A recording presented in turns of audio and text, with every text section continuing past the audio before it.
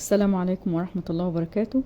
اهلا بيكم مع ام عبد الله @home ام عبد الله في البيت. والنهارده زي ما عودتكم في فيديو البليله ان اعمل لكم العاشوره بمكونات بسيطه خالص وكميات كبيره.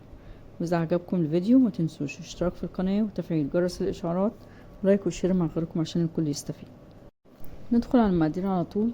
ربع كيلو قمح مقشر او غله، 3 معالق كبار نشا، معلقتين كبار لبن بودر، ودول مش بستخدمه الا اذا كان اللبن بتاعي مش دسم. قشطة وش اللبن، ودي هستخدمها او هستخدم اللبن البودر، مش بستخدم الاتنين مع بعض. كيلو لبن جاموسي كامل الدسم، 4 كوبايات، كوباية سكر او اكتر حسب الرغبة، نص كوباية صغيرة رز مصري او ربع كوباية كبيرة، ظرف فانيليا.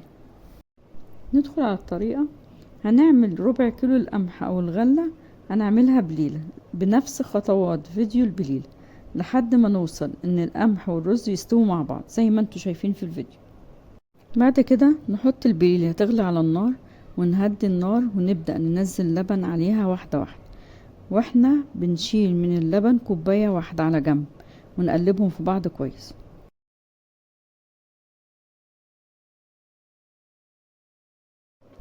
ناخد كوباية اللبن ونحط عليها 3 معالق نشا وندوبهم في اللبن كويس، ودي بنحطها على البليلة واللبن قبل ما يغلي علشان مش يكلكع معاكي.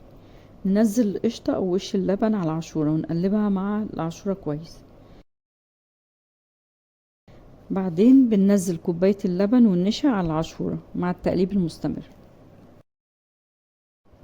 بعدين بنضيف ظرف الفانيليا ونقلب مرة تانية ونسيبها لحد ما تغلي. ننزل عليها بكوباية السكر ونقلبهم في بعض، واحنا مش بنحط عليها السكر قبل المرحلة دي عشان السكر مش يشت منك او يتكرمل في الحل. بنقلب العاشورة على النار ونسيبها لحد النشا ما يستوي فيها زي ما انتوا شايفين في الفيديو. وده شكل العاشورة بعد ما خلصت. بنقدمها في اطباق او علب زي ما تحب، ممكن نزين وشها بالمكسرات او من غير حاجة خالص. وزي ما انتوا شايفين في الفيديو الربع كيلو قمح عمل كمية كبيرة خالص ما شاء الله. اتمنى تجربوها وتقولوا لي رأيكم. بكده نكون خلصنا فيديو النهاردة، واشوفكم في فيديو جديد ان شاء الله.